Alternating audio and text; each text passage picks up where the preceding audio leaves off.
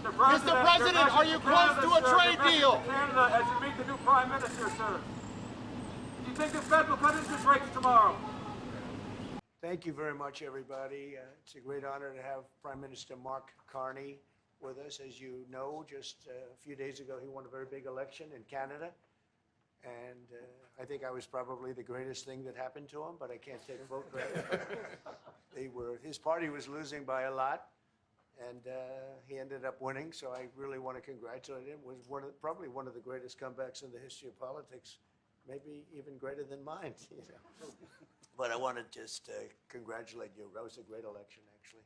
We were watching it with interest, and I think Canada chose a very talented person, a very good person, because we spoke before the election quite a few times. And it's an honor to have you at the White House and the Oval Office. And you see the new and improved Oval Office as it becomes more and more beautiful with love. You know, we handle it with great love and 24-karat gold. That always helps too. Right? But it's been a lot of fun. We're going over some of the beautiful pictures that were stored in the vaults that were for many, many years, in some cases over 100 years. They were stored in vaults of the great presidents, or almost great presidents, all having a reason for being up, every one of them. So it's very interesting. But I just want to congratulate you, and ran a really great race. I watched the debate. I thought you were excellent, and I think we have a lot of things in common. We have some tough points to go over, and that'll be fine. We're going to also be discussing Ukraine, Russia, the war, because Mark wants it ended as quickly as I do. I think it has to end. But thank you for your hospitality and above all for your leadership. You're a transformational president, focus on the economy with a relentless focus on the American worker, securing your borders, ending the scourge of fentanyl and other opioids, and securing the world. And I've been elected with my colleagues here, with the help of my colleagues here. I'm going to spread the credit. To transform Canada with a similar focus on the economy, securing our borders, again on fentanyl, much greater focus on defense and security, securing the Arctic and developing the Arctic. And you know, the history of Canada and the U.S. is we're stronger when we work together, and there's many opportunities to work together. And I look forward to, you know, addressing some of those issues that we have, but also finding those areas of mutual cooperation so we can move forward. That's great. Very nice. Thank you very much. It's a very nice statement. In the United States, would you like to see your first trade deal be with Canada? Our neighbors in the world? I would love that. Look, I have a lot of respect for this man, and I watched him come up in a sense through the ranks when he wasn't given much of a chance, and he ran a really great campaign. He did a really great debate. I think that debate was very helpful. I was going to raise my hand. You know, I don't know if that's good or bad. I shouldn't say that. That might hurt you. But no, he ran a really great election, I thought. And yeah, something could happen. Something could happen. Yeah, please. What's the top concession you want out of Canada? The top concession you want out of Canada? Concession? Yes. Friendship. But that's not a concession. No, we're going to be friends with Canada. Regardless of anything, we're going to be friends with Canada. Canada is a very special place to me. I know so many people that live in Canada. My parents had relatives that lived in Canada, my mother in particular. And no, I love Canada. I have a lot of respect for the Canadians. Wayne Gretzky, I mean, how good, the great one. You happen to have a very, very good hockey player right here on the Capitals, who I have a lot of respect. He is a big, tough cookie, too. He just broke the record. And he's a great guy. And, you know, we had the team here, and I got to know a lot of the players. But now, Canada is a very special place. Mr.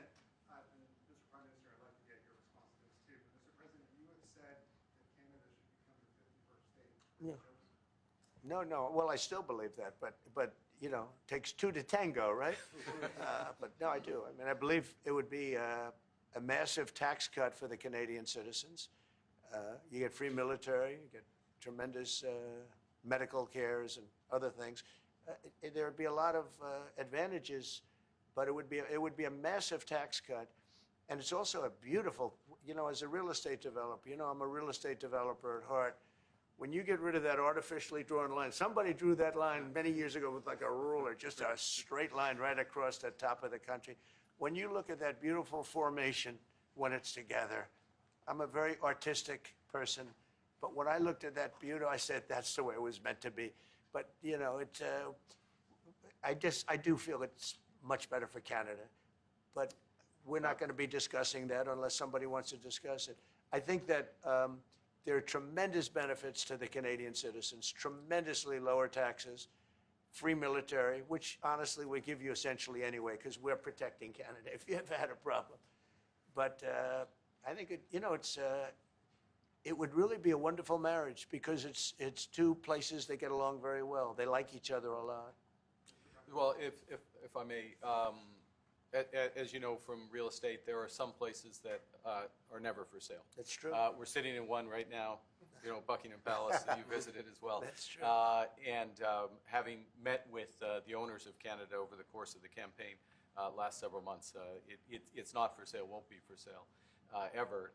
But the opportunity is in the partnership and what we can build together. We have done that in the past, and part of that, as the President just said, is with respect to our own security.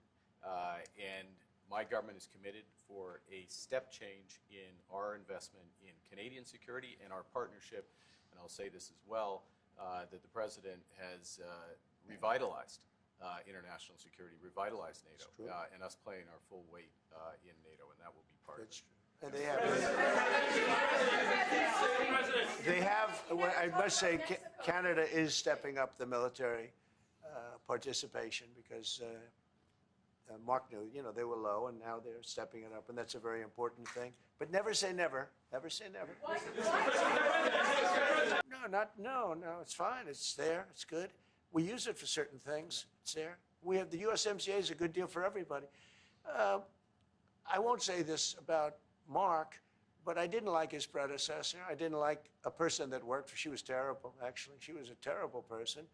And she really hurt that deal very badly because she tried to take advantage of the deal and she didn't get away with it. You know who I'm talking about.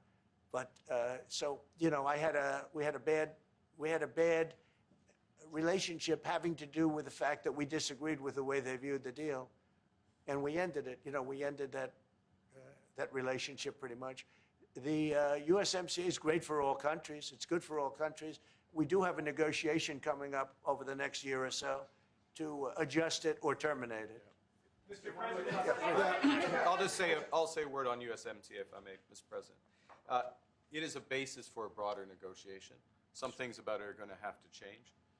And part of the way you've conducted these tariffs has taken advantage of existing aspects of USMCA. So it's going to have to change. There's other elements that have come, and that's part of what we're going to discuss. Right. Is there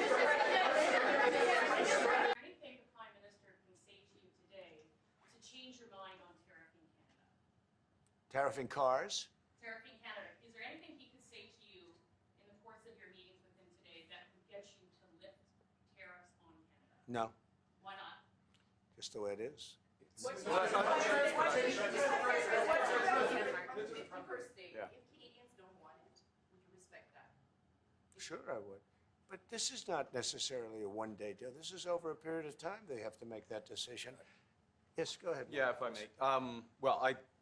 Respectfully, Canadians' view on this is not going to change on the 51st state. Secondly, we are the largest client of the United States in the totality of all the goods. So we are the largest client of the United States.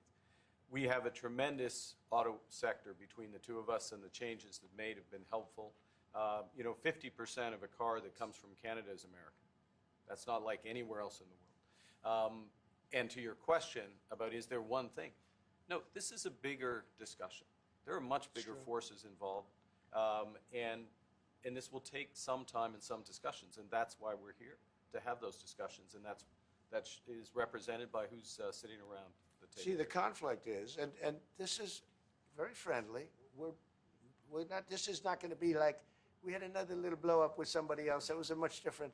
This is a very friendly conversation, but we want to make our own cars. We don't really want cars from Canada, and we put tariffs on cars from Canada, and at a certain point, it won't make economic sense for Canada to build those cars.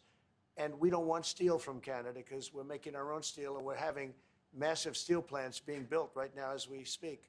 We really don't want Canadian steel, and we don't want Canadian aluminum and various other things, because we want to be able to do it ourselves. And we, because of, past thinking of people, we have a tremendous deficit with Canada. In other words, they have a surplus with us. And there's no reason for us to be subsidizing Canada. Canada's a place that will have to be able to take care of itself economically.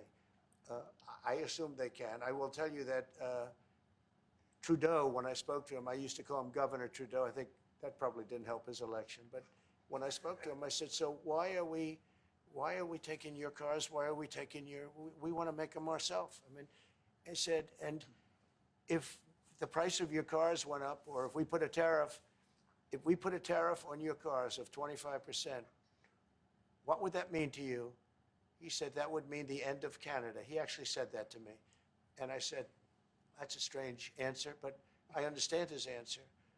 But no, I mean, it's hard to justify subsidizing Canada to the tune of maybe $200 billion a year. We protect Canada militarily, and we always will. We're going to, that's not a money thing. But we always will. But, it's not fair. But why are we subsidizing Canada $200 billion a year, or whatever the number might be? It's a very substantial number. And it's hard for the American taxpayer to say, gee whiz, we love doing that. Good afternoon, everyone. Bonjour tout le monde. Aujourd'hui, j'ai eu la première d'une série de réunions visant à établir une nouvelle relation globale entre le Canada et les États-Unis. President Trump and I met today as leaders of two sovereign independent nations. And I want to thank the President and the members of his cabinet that attended for welcoming me and my colleagues to the White House and for our very constructive discussions. I conveyed to the President today what our countries have long proven to be true, that Canada and the United States are stronger when we work together. We can get a better deal for our workers. We can create more opportunities for our businesses. We can build stronger economies across North America when we work together. And really today marked the end of the beginning of a process of the United States and Canada redefining that relationship of working together. The question is how we will cooperate in the future, how we can build an economic and security relationship built on mutual respect, built on common interests, and that delivers transformational benefits to our economies. We had what I would describe as wide-ranging and, as I said a moment ago, very constructive discussions.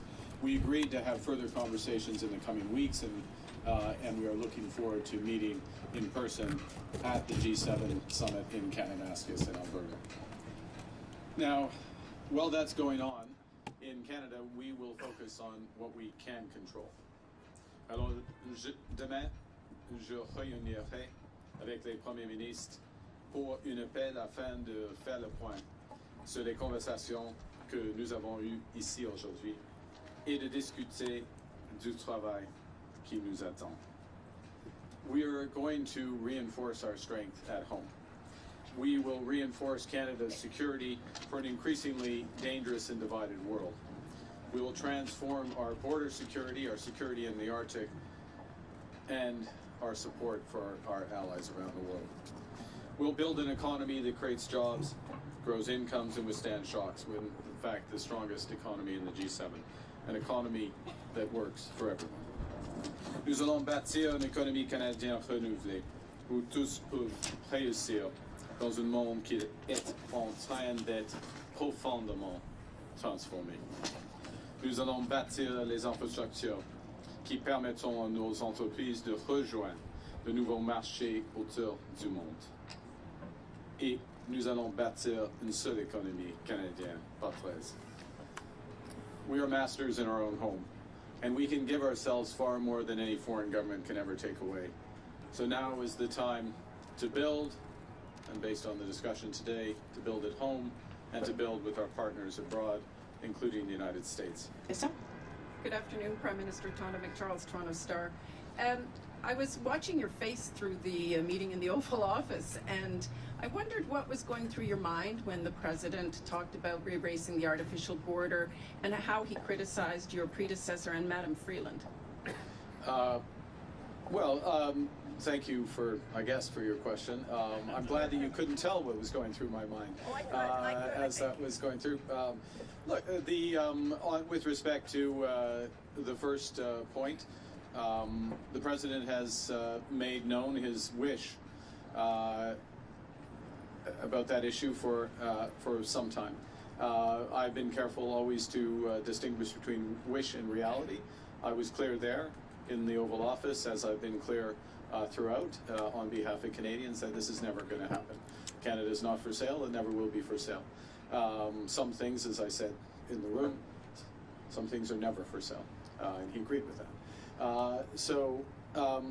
I distinguish between the two, and then with respect to the importance of reestablishing a constructive relationship for negotiations of a partnership, of an economic and security partnership, which is what we were here for. I look forward, not back, and I think we established a good basis today. Do you feel better or worse about Canada-U.S. relations after meeting with the President today? It was a very constructive meeting. I feel better about the relations in the sense of, in many respects, one, the posture, if I can put it that way, or the positioning the President took towards us. Secondly, the breadth of discussion and how concrete the discussions were.